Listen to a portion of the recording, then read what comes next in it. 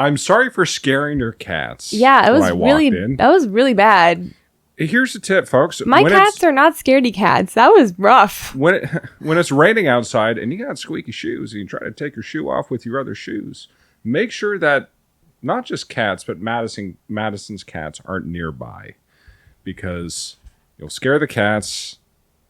Madison will be pissed. All right. Well, you just gave blood, didn't you? I did not. You didn't? No. I was rejected. You were rejected? Yeah. For what reason exactly? My hemoglobin was too low. Dude. That's like the final test. Yeah, I've been telling you. See, whenever I am about to give blood, which is often, I eat hemoglobin-rich foods. Not to, like, say that you did anything wrong, but clearly. So they said your hemoglobin levels were low? Yeah, I'm kind of bitter. So if I'm in a foul mood today, it's not because you scared my cats, and it's not because David shaved his mustache or his face in a weird, awful handlebar, downward-looking... He looks like a criminal from the 1930s. He's quite dashing. He looks like a bandit from the 1930s. A highwayman. Yes, he does. And so not only did you scare my cats, scare me with that awful noise, David has a highwayman mustache, but I didn't even get to give blood today. So... a little salty. I was worried that he was going to part me for my parcel of coins with that devious little mustache. Probably would have. If you had coins on you, he would have.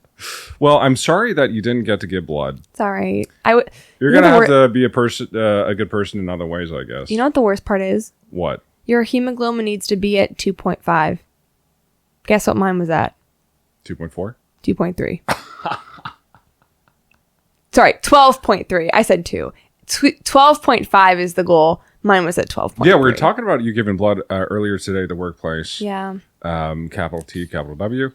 And I said, yeah, you're looking a little pale. And you should see the icy stare that I'm getting at the moment. And you said, I'm always pale. And I said, well, we'll see how your hemoglobin holds up. I am borderline anemic, which I'm aware of, which is, that's what happens usually. Your hemoglobin is low. You need more iron in your blood. Yeah. It's part of the sickly Elizabethan child Pinterest board. Exactly. That I embody. Precisely. But because I'm aware of this, I usually take pretty good precautions. I do have iron supplements. I don't take them every day, but I usually take them before I donate blood. However, I did not do that this time. Yeah. But I still was feeling very confident in my iron levels because I've been eating regularly. I've been eating lots of meat. Literally, I've been eating shepherd's pie nonstop. So I just had a big Thanksgiving meal today filled with iron. I've been taking vitamin C supplements, which they said would help. And I've been doing that. Is like your doctor listening? Who are you trying to impress? I'm trying to cope, man. I'm trying to rationalize with myself that I took the precautions, but you know what the problem is? My hands were fucking cold. Yeah. That's literally it. That's literally it. And they are currently freezing. They gave me a hand warmer, Dylan. Did they? They gave me a hand warmer to try to get, because they at first, dust off the old hand warmers. Yes. They're like, this one's especially sickly. Well, at first it was 11.2. The lowest I've ever been is 9 point something. Yeah. Which is very low. But 11.2 isn't bad. You know, I can get there. I've jumped at least 2 hemoglobin points before. That's nothing. Right. So I was just rubbing my hands together, trying to warm those suckers up using the hand warmer. Yeah. Just was not quite enough. Was not enough. And we were talking earlier today about giving blood. I've never given blood. Yeah. In fact, I am currently searching for the facility where they store the blood pack so I can break in and just drink all the blood that I can. They're going to find me passed out. Are you a vampire? Like that picture of the chubby raccoon that they found after he ate all the pastries and he passed out. Or the honey baby bear that there was an aisle in the grocery store where a baby bear ate all the honey. And that would be me, essentially. They would find me like that. What? Why? What was the question? I asked you were a vampire. Oh, no. Just like snacking on blood? Yeah, I guess dress for the job you want, you know? Or some shit. Welcome, folks, I hate it here. to My Existential Crisis, the podcast where we talk about all the things that make us question our entire sense of self. My name is Madison Epley. And my name is Dylan Berger.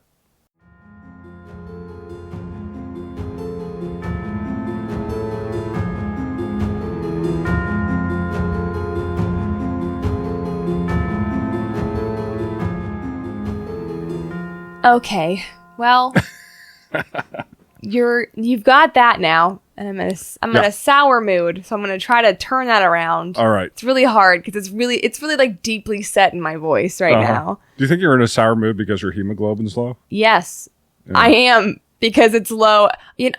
That's the thing. It's not like they gave you Pac-Man socks, specialty Pac-Man, American Red Cross collaboration socks. Are you just doing it for the merch? No, and that's the thing. I'm not doing it for the merch. But my point is, you're bringing up the merch is why. What my point is that they insisted I grab the socks, but I don't deserve the socks. So you had a chance to get the socks. I do have the socks, but you insisted against it on principle. I feel like I do not deserve the socks. I have the socks. I took the socks. They insisted upon it. But not even the socks are making me feel better about this. In fact, they make me feel worse. Yeah, I would feel worse that now I have these collaboration socks and I did not even successfully donate my pint. Right, because every time I would look at the socks, I would think, I didn't get failure. Blood. Yeah, I wasn't eating enough iron-rich foods. Yeah. Yeah. Anyway, speaking of iron-rich foods, I have a story for you today, What Dylan. a segue. Yeah. All right. Well, I'm very excited to hear it. Yeah. Dylan. Yes. Have you heard the name Katherine Mary Knight before? Yes. Yes. You are aware of this person. Yes, I am. Okay. Well, I'm going to tell you about her anyway. No need. I already know everything. Oh, okay. Actually, then we're just going to leave. All right. Thanks for listening, guys. Folks. Where can they find us? They can find us in the desolate spaces of my brain where I am mourning the loss of pride from not donating blood. I have too much blood in me. They can find me in my blood. Jesus. Okay. All right, please. I would love to know more because I listened to an episode of the last podcast on the left like years and years and years ago. And it's a very interesting story, and I would love to hear your take. It is a very interesting story, and I'm going to tell you my take, which is probably the same as theirs. Maybe just a little different, but probably very similar. Great. So here we go. Katherine Mary Knight was the first ever Australian woman to be sentenced to life imprisonment without parole in 2001. Did you know that? No. Yes. Yeah. Already something that I hadn't heard. Okay, look at that. This is why we do this show, so I can educate Dylan. Yep. No other reason. No other reason. And her gruesome acts rocked the small town she lived in and had the media dub her as the Australian Hannibal Lector. Oh. Did you know that? I did not. Okay, well, this is Katherine Mary Knight, the Australian Hannibal Lector. How's your Australian accent? Not good. Not even gonna try. Yeah. I changed the voice on my navigation app in my car to Australian because I wanted to learn an Australian accent. And I thought, hey, if I repeat everything she says, then eventually I'll learn how to speak an Australian accent. Didn't work. I thought it was a good idea. Didn't work. Well, how long did you listen to it? Oh, it's still active. And how long have you been listening to it? It's been going on for maybe 3 years. 3 years? Yeah. Oh, I was thinking you were going to say 3 weeks. No, this is a long running thing. Oh, wow. Okay, yes, then it's just not working. Mm-hmm. Are you practicing? No. Do you practice? Okay, at this point, no. That's also probably why, because you're not practicing. Probably entirely it. Well, I was going to say, my friend, one of my best friends, Mia, she has an incredible New Zealand accent. Well, first off, congratulations on the friend. Second off, New Zealand is extremely difficult. It is extremely difficult, and she has it down to a T. It's absurd. Yeah. Go out on the deck, get some fresh air. Something like that. Yeah. Yeah. Which is go out on the deck, get some fresh air. That's the only thing I know how to say. Say it again. Go out on the deck, get some fresh air. We don't have to linger on this. In fact, I'd really like if we didn't. Well, it's too late. All right. Too late. Anyway, let's talk about the story that I have to bring to you that I have yet to talk about after 10 minutes. This car has been stalling for like 10 minutes now. Yeah. Well, if you haven't left already, folks, we're about to get started right now. So You heard it here first. buckle up. Katherine Knight was born on October 24th, 1955, and was raised in a very unconventional, dysfunctional family environment. Oh, very diplomatic way of putting it. Yes, doesn't start off great. Her mother was named Barbara Rugen. She had been married to a Scottish-born Jack Rugen, and they lived together in the small town of Aberdeen in New South Wales. The couple had 4 sons before Barbara began an adulterous relationship with Ken Knight. Ken. Ken. Don't see the word name Ken enough these days. You don't. In fact, I don't know a single Ken. Barbie and Ken. I don't know a single human Ken in my life. I knew a Keith. So you knew something approximately in that area of the name. Yeah. Oh, cool. Yeah, thanks. Nice. I thought it was Ken at first, and then I knew I'm a like, Kyle. A Kyle. That's not close. All right, please continue. Okay, sorry. I hate this. Is terrible. My brain is not working today. Too much blood. The couple had 4 sons before Barbara began an adulterous relationship with Ken Knight, who was a friend and co-worker of her then husband. You can call it messy. Mm-hmm. Messy with a capital M. The local backlash forced Barbara and Ken to move to Maury. None of her sons went with her, but the 2 eldest boys continued to reside with their father, and the 2 younger sons were sent to be raised by an aunt in Sydney, which I don't know why they were sent to be with an aunt and not their father. Couldn't find that information, but I imagine it was just dysfunction all around. Yeah, I'd imagine so. And not a good environment. So, Barbara and Ken, Barbara already had... That's so close. Barbie and Ken. Yeah. Oh my gosh. Wow. And it's in Australia. Imagine if this was the Barbie and Ken that movie it was based off of. That's crazy. That would be really sad. Uh-huh. Yeah. Especially with what comes later. Yeah. Yeah. Well, luckily, Barbara and Ken were just the parents. So, So Barbara, who had already had 4 sons, had 4 additional children with Ken. God damn. Including 2 twin girls born in 1995, in which Katherine was one of those twin daughters. In 1959, when Katherine was 4 years old, John Rugen died. There's no relation there, I guess. No, because she's Ken's daughter. Barbara's first husband, John.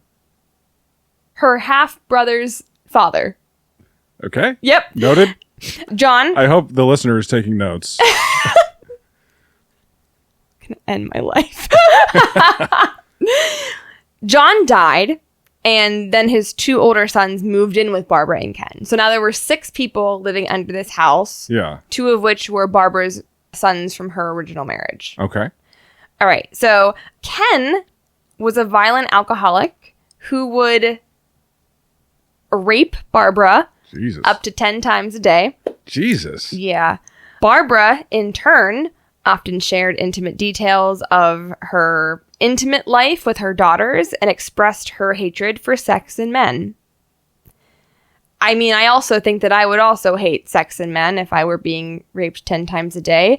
But later, Katherine complained to her mother about a partner wanting her to engage in intimate activities that she did not wish to perform, and her mother, Barbara, advised her to just endure it and stop complaining. Jesus fucking Christ. What a grim situation. Not a great role model. Dysfunctional family environment is like the...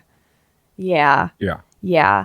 Katherine was also frequently sexually assaulted by several members of her family, not including her father, which is usually the first one who it is, until she was aged 11.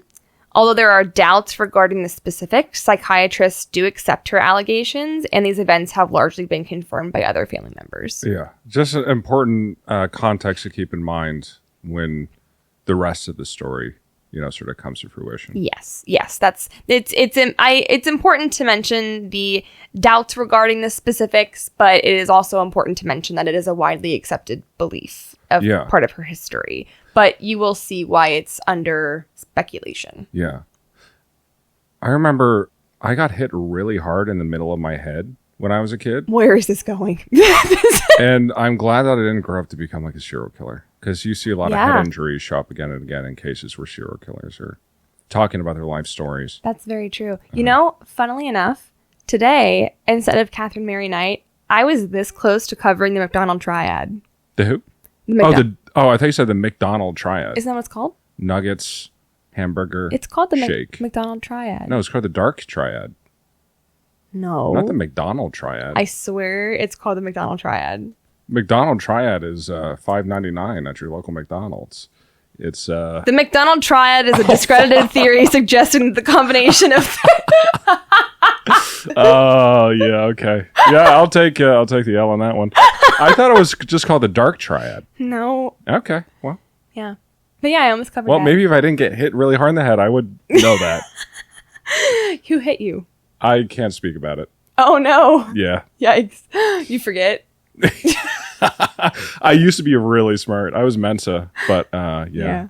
After that, baseball just cracked you in the head. Yeah, we'll call it a baseball. Okay. But yeah, please continue. All right. Catherine's great-great-grandmother was an Indigenous Australian from the Moray area who had married an Irishman. So Catherine's mom, Barbara, very much took pride in this heritage, identified as an Aboriginal person. Oh, okay. However, this was kept as a family secret due to the racism prevalent in the area at the time, and their family's ancestry became a source of tension for the children, just in their lives at school and social situations, things like that. Apart from her twin sister, the only person with whom Katherine felt a close bond with was her uncle, Oscar Knight, who was a champion horseman. Ah. A glimmer of light in this light. Really dark, desolate story. And Oscar... No. Okay, well... Katherine was devastated when Oscar died by suicide in 1969. Well... And continues to claim that his ghost visits her. Yeah. Jesus Christ. Yeah, so that little small glimmer of hope. Yeah. I won't make that mistake again. No. The family moved back to Aberdeen that same year, and when Katherine attended the Muswellbrook High School... Muswellbrook. How do you spell that? Muswellbrook. Okay. Muswellbrook. A lot of these names I've just kept in just because they're fun to say. So they're really not relevant. I just wanted you to know that. Right. So when she attended the Muswellbrook High School, Katherine became a loner and is remembered by classmates as being a bully who would frequently stand over smaller pupils, be very intimidating. She assaulted at least one boy at school with a weapon and was once injured by a teacher who was subsequently found to have acted in self-defense. However, when she was not in a rage, Katherine was actually a model student who earned awards for her good behavior. Oh. So literally just no middle ground. Either she was winning awards for being on her best behavior or she was beating the shit out of kids. Mm-hmm. So they weren't terrified giving her awards so she wouldn't attack them. That's actually a really good point. It's you're doing really good. Let's keep that up. You're doing really, really good. This is incredible. It's your 5th award today. Yeah. So just keep doing what you're doing. Well, the awards didn't last very long because Knight left school at the age of 15, having not learned to read or write. She initially worked as a cutter in a clothes factory before moving on to what she described as her, quote, dream job at a local abattoir. A slaughterhouse. There she began cutting up a fowl. Offal? Awful. Offal? Offal? Offal? I think it's offal. Offal? She began cutting up offal. I just want to say, it sounds like we're aliens pretending to be humans this episode. Really weird energy. We kind of are. It is really weird energy. I'm really sorry about that, folks. No, it's just when you take an Australian story and try to tell it from an American viewpoint, there's going to be a lot that's kind of like stuck in mid-translation. Yeah, that plus the already tense resentment I'm feeling because my blood couldn't be taken. It just kind of piles on, you know? So anyway, let me repeat that sentence because that was a whole mess. She got her dream job at a local abattoir, a slaughterhouse, where she began cutting up offal. Offal? Awful? Awful. It's awful. This is endless awful. loop. This is awful. Let's try it again. All right, take 3. And she initially worked as a cutter in a clothes factory before moving on to what she described as her, quote, dream job at a local abattoir or slaughterhouse, where she began cutting up offal. awful? Offal? Which are animal entrails and intestines. Ah. Yes. Quickly, though, she advanced to boning and received her own set of butcher's knives. She's moving on up. All right. Knight, always the interesting woman, kept these knives hung above her bed at home, stating that they would always be handy if needed, a practice that she maintained until her incarceration. Residents of Aberdeen later recalled that she would have a tendency to physically threaten anyone who angered her. Well. Throughout her life, Katherine Knight carried a reputation for being a very proficient meat worker, and former detective Luke Taylor said that Katherine Mary Knight was, quote, a horror movie in the making. Everyone wants to find love. And Katherine did. What a right turn. Okay. Katherine did. So if Katherine can find love, so can you, folks. Yeah, listen, folks. If you're down on your luck Yeah. and you feel, I don't know, distanced from the people around you when you have trouble connecting with human beings and just Yeah. you feel really, you know, on the outs. Anybody can find love. Anyone can find love. Even Katherine Mary Knight. And she did. At least thrice. Let's get into her first marriage. great. Katherine first met... She loved it so much she married 3 times. Wow. Yep. Great. Yeah. So many people loved her. And so many people love you. That's right, folks. It's like an episode of Sesame Street. Katherine first met coworker David Stanford Kellett in 1973. Kellett was a very heavy drinker, which stemmed from 2 traumatic incidents from his previous railway job in Coffs Harbour.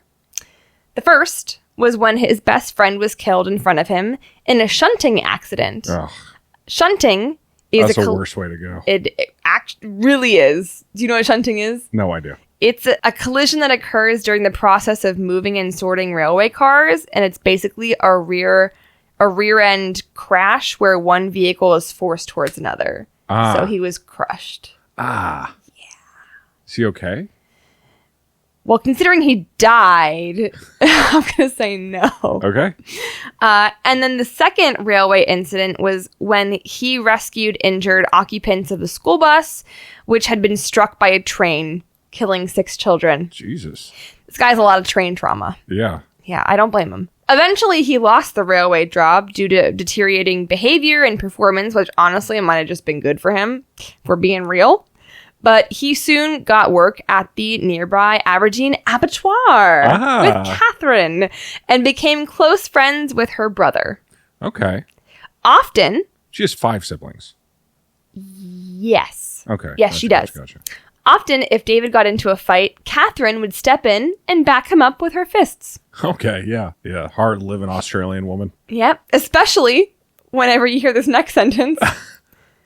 Knight married Kellett in 1974 at her request. Oh, so she proposed. She did. Very progressive. It is very progressive, yes. They arrived at the service on her motorcycle, with Kellett appearing quite intoxicated. Mm-hmm. Upon their arrival, Katherine's mother, Barbara, offered David some stern advice about his new wife. She warned him to be cautious, stating that if he upset Knight or cheated on her, he would be in serious trouble. She indicated that Knight had some unpredictable tendencies. And that's an understatement, because we did get a quote later from David Kellett, who recalled The old girl said to me, watch out, you better watch this one or she'll fucking kill you. Stir her up the wrong way or do her the wrong thing and you're fucked. Don't even think about playing up on her or she'll fucking kill you. And that was her mother talking. She told me she's got something loose. She's got a screw loose somewhere. Bravo. Thank you. Great read. Thank you. On their wedding night, Katherine attempted to strangle David, later explaining that it was due to him falling asleep after they had intercourse only 3 times. The marriage proved particularly violent, and on one occasion, a heavily pregnant Katherine burned all of David's clothing and shoes before hitting him across the back of the head with a frying pan, simply because he had arrived home late from a darts competition after reaching the finals. In fear for his life, David fled before collapsing in a neighbor's house and was treated for a severely fractured skull. Police wanted to charge Katherine, but she changed her behavior to helping David, and she talked him into dropping the charges. Okay. In May 1976, shortly after the birth of their first child, Melissa Ann Knight... Oh, what a lovely name. I know, Melissa Ann. David left Katherine for another woman and moved to Queensland, unable to cope with the abuse. The next day, Katherine was seen pushing her newborn baby in a pram down the main street, violently throwing the carriage from side to side. Do you know what shaken baby syndrome is? I do. Yeah, not good. So not very, very much not good. She was admitted to St. Elmo's Hospital, where she was diagnosed with postnatal depression and spent several weeks recovering. After being released, Katherine placed her 2-month-old Melissa on a railway line shortly before a train was due. She then stole an axe, went into town, and threatened to kill several people. Jesus. Yeah. And of course it had to be a railway line. Lots of train trauma in this story. But a homeless man known as Old Ted. He was foraging. This is the most... This sounds... Old Ted was foraging This sounds by the railway fake. line. Yes, literally, that's my sentence. A homeless man known as Old Ted, who was foraging near the railway line, found and rescued Melissa, by all accounts only minutes before the train had passed. Katherine was arrested and again taken to St. Elmo's Hospital, but apparently she recovered and signed herself out the following day. How about that? How about that? Miraculous. A few days later, Katherine slashed the face of a woman with one of her knives and demanded that she drive her to Queensland to find David. The woman luckily escaped after they stopped at a service station. However, by the time the police arrived, Katherine had taken a young boy hostage and was threatening him with a knife. I did chuckle during that sentence, and I bet you're wondering why. I am. It's for this next sentence. Okay. She...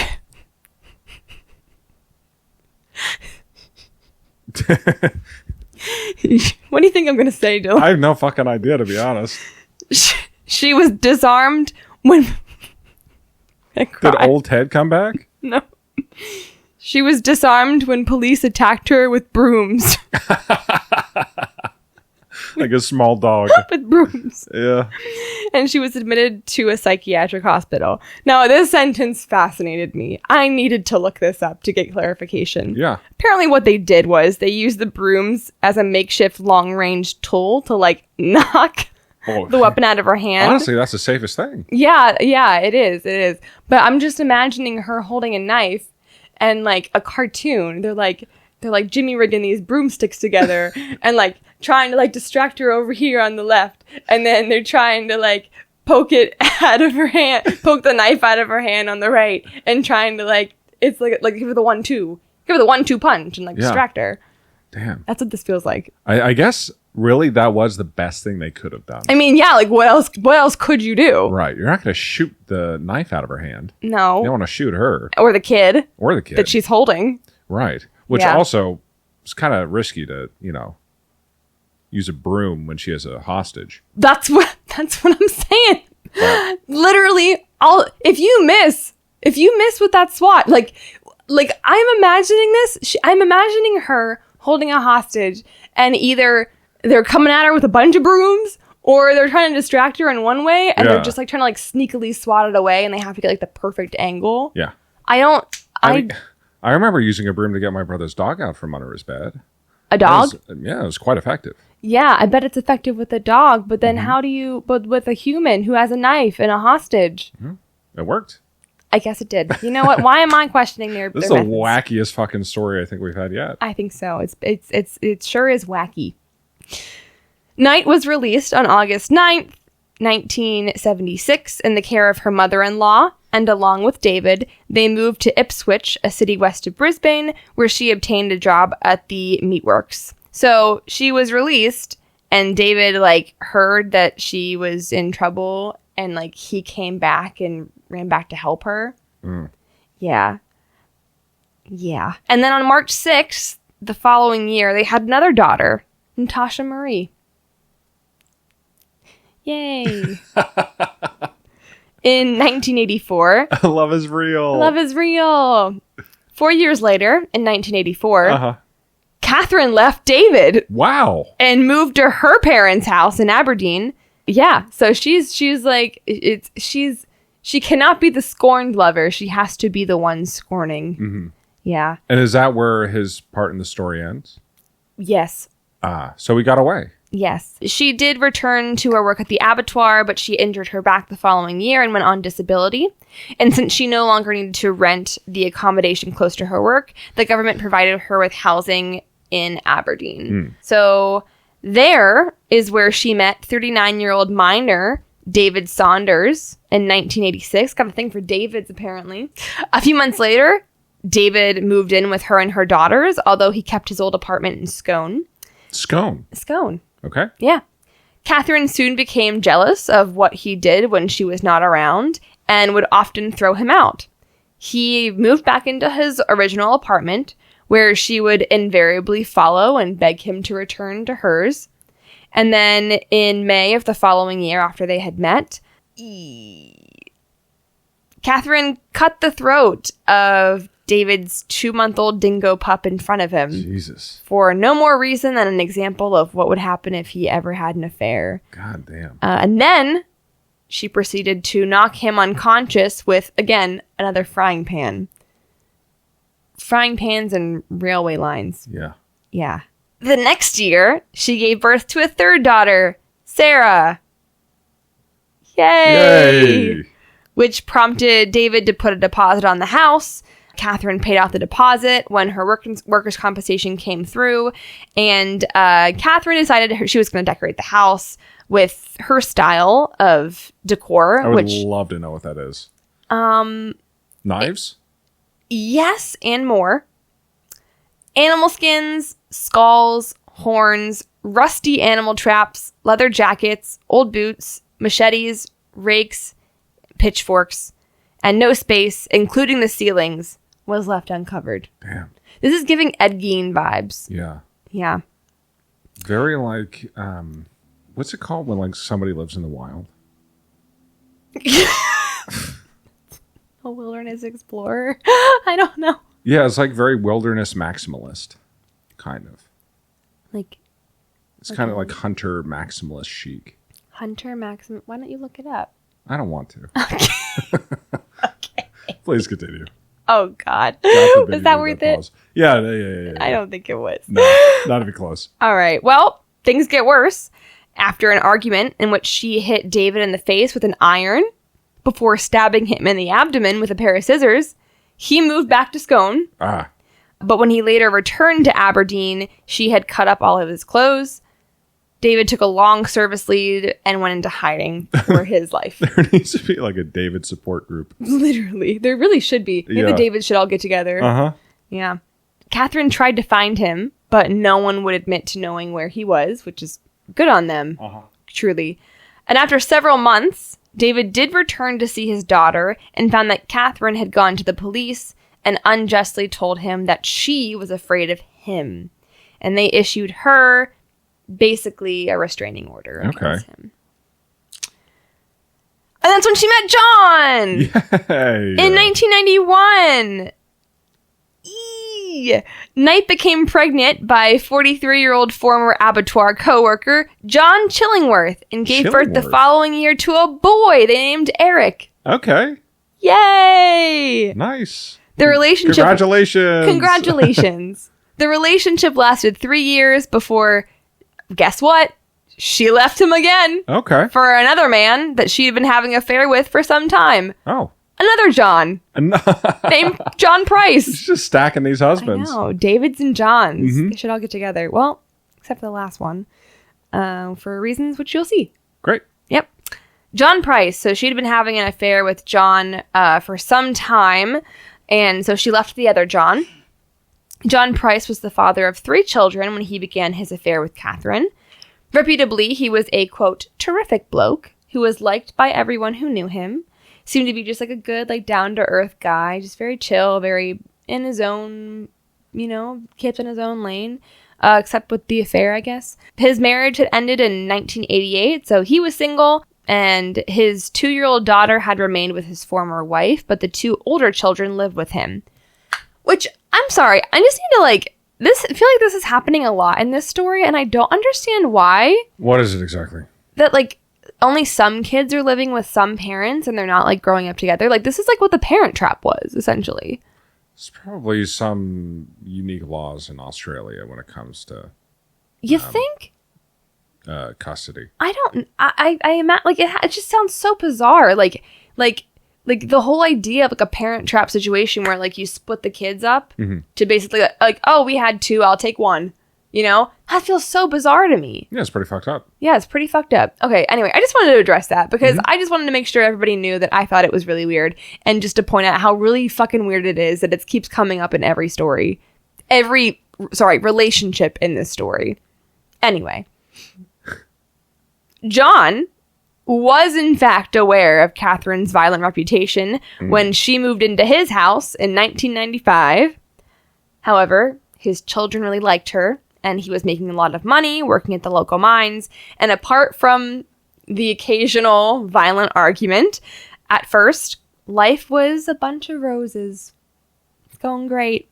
From an outside perspective, his relationship seemed like nothing out of the norm to neighbors and coworkers. A former neighbor, Rick Banyard, told ABC, I think basically nobody sort of expected any significant drama at all, let alone the crime that became recorded as one of the worst pieces of history in Australia. Damn. Yeah. In 1998, Katherine and John fought over his refusal to marry her. Again, at her insistence, she wanted to be married. In retaliation, she videotaped items he had allegedly stolen from work and sent the tape to his boss. Now, although he did take items from work, although it's one of those scenarios where the items were out of date and literally in the trash can, but you still can't take them, even though they're garbage. Okay. It's like if you work at Ulta Beauty or Sephora, you have to destroy the makeup before you throw it away. Or you have to destroy food in a grocery store. It's really fucked up. So, yeah. Okay, so what happened? So he was fired from the job that he had because of this. He had that job for 17 years. Damn. And the same day, he kicked Katherine out, and she returned to her own home while news of what she had done spread throughout the town. A few months later, Katherine restarted their relationship, although he now refused to allow her to move in with him. The fighting became even more frequent, and most of his friends would no longer have anything to do with him while they remained together. In February 2000, a series of assaults on John culminated with Katherine stabbing him in the chest. Finally, he was very fed up and kicked her out of his house. On February 28th, he stopped at the Scone Magistrates Court on his way to work and took out a restraining order in an attempt to keep her away from both himself and his children.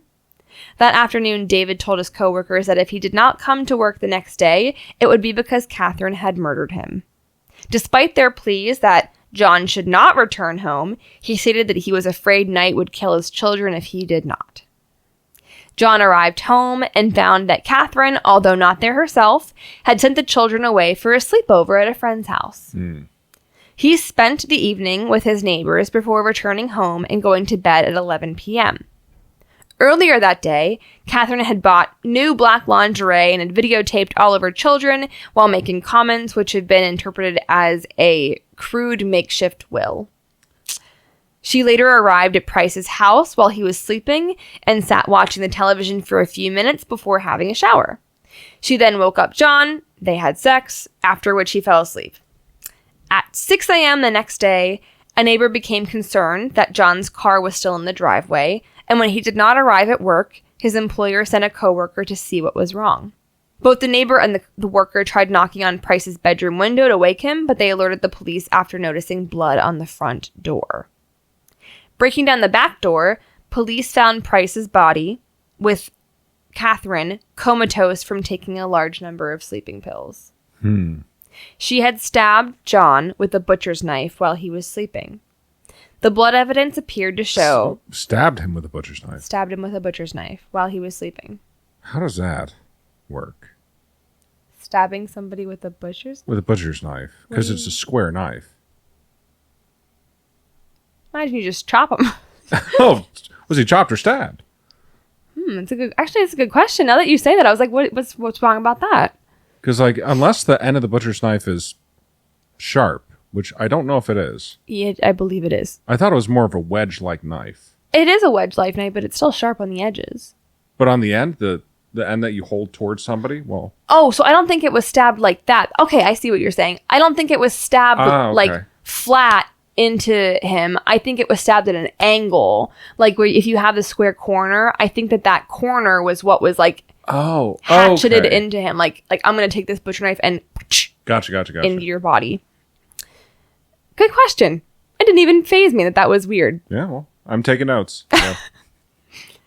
The blood evidence appeared to show that John woke up, I would hope, tried to turn the light on before attempting to escape while Katherine chased him around the house. He managed to open the front door and get outside, but he either stumbled back inside or was dragged back into the hallway, where he finally died after bleeding out. Later, Katherine went into Aberdeen and withdrew $1,000 from John's account at an ATM.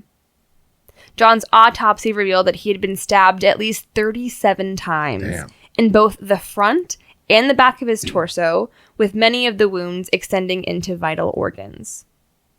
Several hours after John had died, this is where we get into the gruesome stuff. Here we go. Several hours after John had died, Katherine skinned him and hung the skin from a meat hook on the frame of a door in the living room. My fucking God. Yeah. Former Sergeant Robert Wells recounted in 2005, 25 years after the gruesome killing, "I walked inside and saw the human skin pelt hanging up, completely intact in one piece. John Price's decapitated and skinned body was lying on the floor in the lounge room. We found his head. It had been boiled and cooked in a pot on the stove.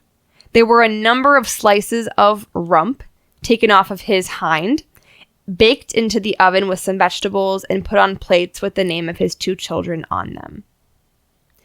Katherine served up the flesh with baked potato, carrot, pumpkin, beetroot, zucchini, cabbage, yellow squash, and gravy, and 2 settings at the dinner table, along with a note beside each plate, each bearing the name of one of Price's 2 children, suggesting preparations for serving him to his children as a meal.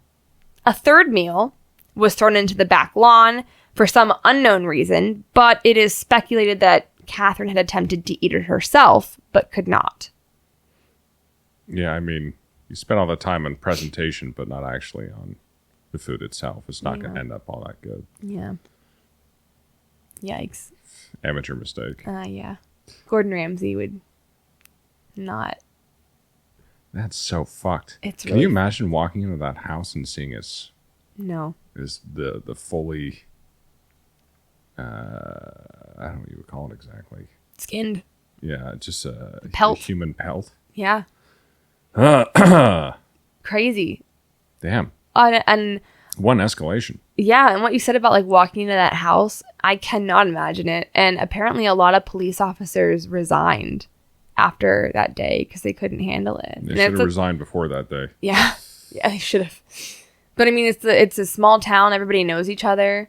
They usually have to deal with like grocery store thefts and like petty criminals and things like that. And then you walk in like, hoping to find somebody just like sleeping or something. And then you see that nightmare. Jesus, yeah. Yeah. Price's head was found in a pot with vegetables, and the pot was still warm when the police walked in. The pot was still warm when the police walked in, indicating that the cooking had been taking place earlier in the morning, not very long after. And sometime later, Knight arranged what was left of the body with the left arm draped over an empty liter of soft drink bottle with the legs crossed. This was claimed to be an act of defilement, demonstrating her contempt for John. There's no other reason than literally just like playing with the body just for fun. Katherine had then also left a handwritten note on top of a photograph of John. It was bloodstained and covered with small pieces of flesh, and it read, I say read lightly because she couldn't read or write, so there's a lot of misspellings. Would you like me to read it as it's intended or as it's written? As it's written. Okay. Time got you back, Jawthon, for wrapping my doubter. You to Beck for Ross, for Little John. Now play with Little John's dick, John Price. Okay, now how it's intended. Time got you back, Jonathan, for raping my daughter. You to Beck, who was his daughter, for Ross. You to daughter for Ross, for Little John, Listeners, his son. you're not having a stroke. This is just an interpretation of the note. I'm trying. Because she says you to Beck, who is Price's daughter. Utebeck? You to Beck. Utebeck?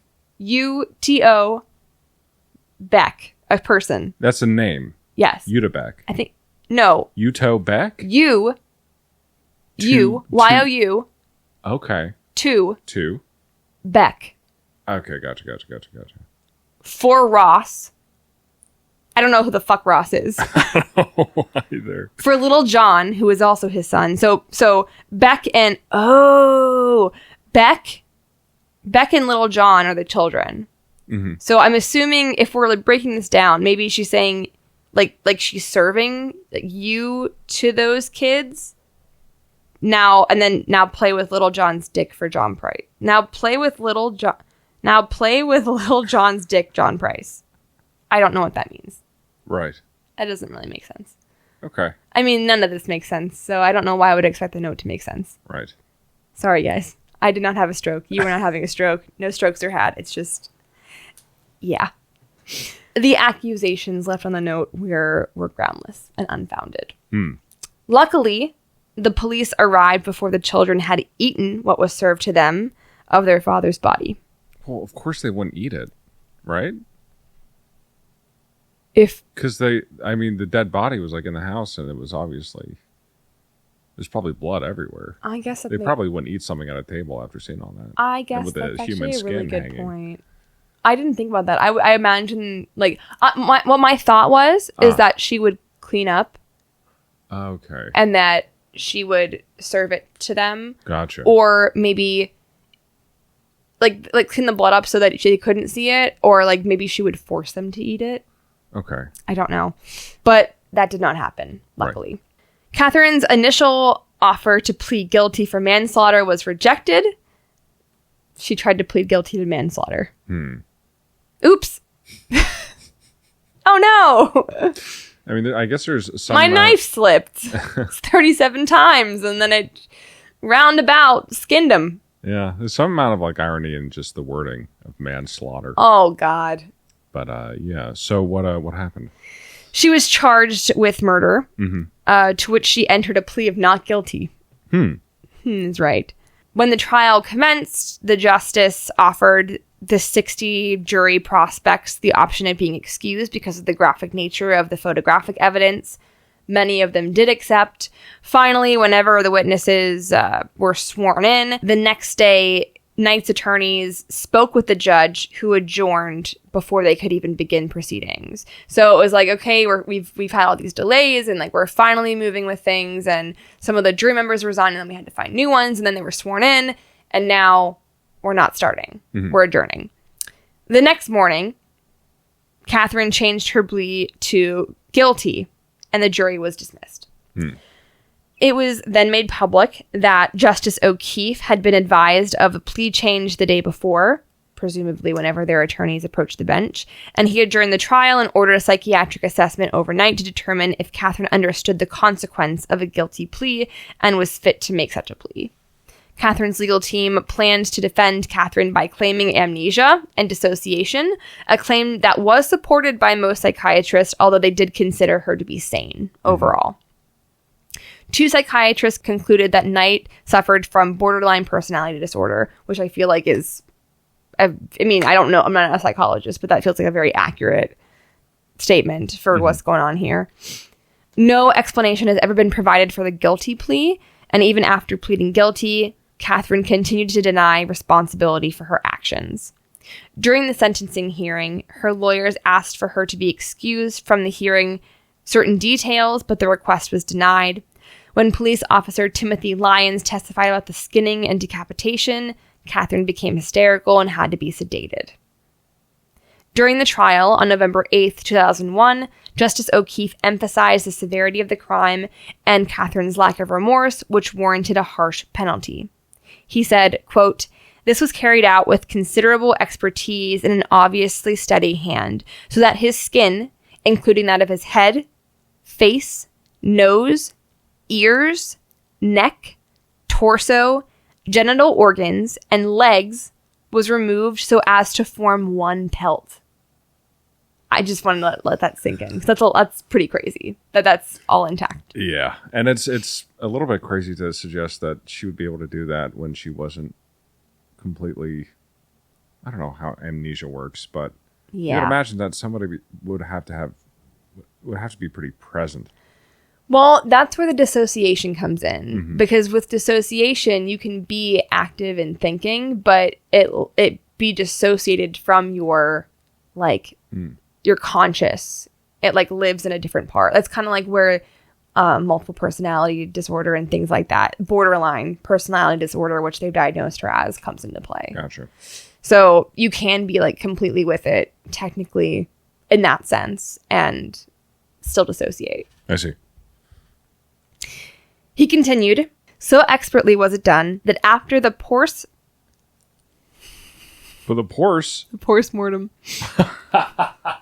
You're trying to say post-mortem? Yes, I'm trying to say post-mortem. I thought you were trying to say porcine. No, I'm trying to say post-mortem. Okay. I keep saying post-mortem.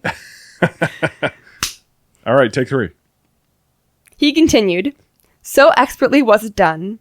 After the post-mortem examination, the skin was able to be re-sewn onto Mr. Price's body in a way which indicated a clear and appropriate, albeit grisly, methodology. He sentenced her to life imprisonment without ever setting a non-parole period and mandated that her papers be labeled as definitely never to be released, making a historic first for a woman in Australian legal history. In June 2006, Katherine appealed her life sentence, arguing that her penalty of life in prison without the possibility of parole was too severe for the crime. That was dismissed, and Justice McClellan, one of the people deciding that, stated that the crime was appalling and nearly unimaginable in a civilized society. Katherine has been reported to have taken a leadership role among prisoners at Silverwater Women's Correctional Center and is a mediator of disputes. It was reported that in July 2017, she did not have a record of violence in prison and she had not received any prison charges. A lot of awards for good behavior. A lot of awards for good behavior. She is still alive and just celebrated her 70th birthday this past October. How about that? Yes.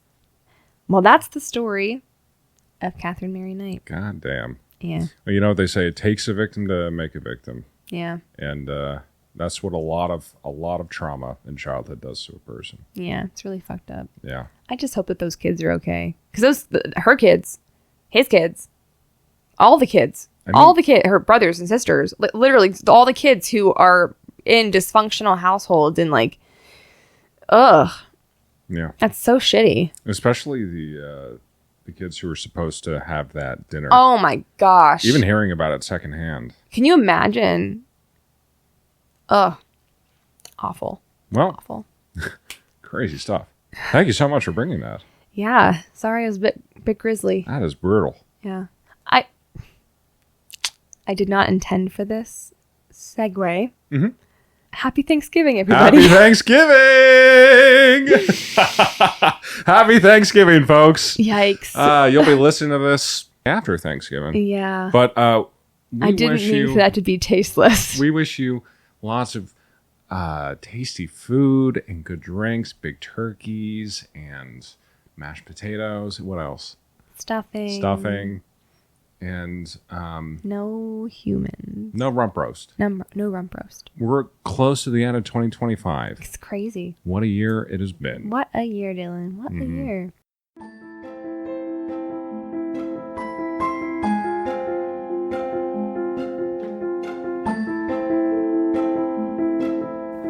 Well, thank you. Yeah, you're welcome. You're welcome. Well, if you are interested in hearing more about us, you can find us on Emmy Crisis Pod on Instagram and Facebook. You can follow us at myexistentialcrisispodcast@gmail.com. Dylan, where can they find you? At that's wrong.